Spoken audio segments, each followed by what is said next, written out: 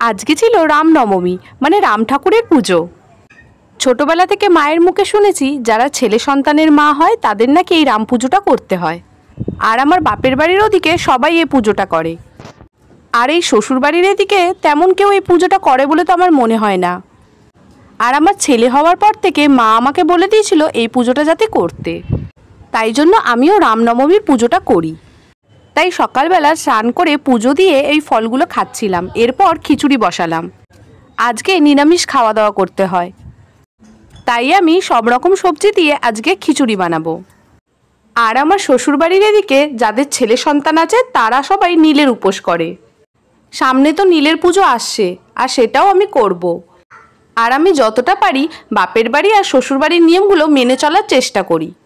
আর সব কিছু করা শুধুমাত্র সন্তানের জন্য। আজকের ভিডিওটা এই পর্যন্তই। দেখা হবে তোমাদের সাথে পরের ভিডিওতে। ততক্ষণ ভালো থেকো, সুস্থ থেকো। আর ভিডিওটা ভালো লাগলে একটা লাইক, শেয়ার আর সাবস্ক্রাইব করে দিও।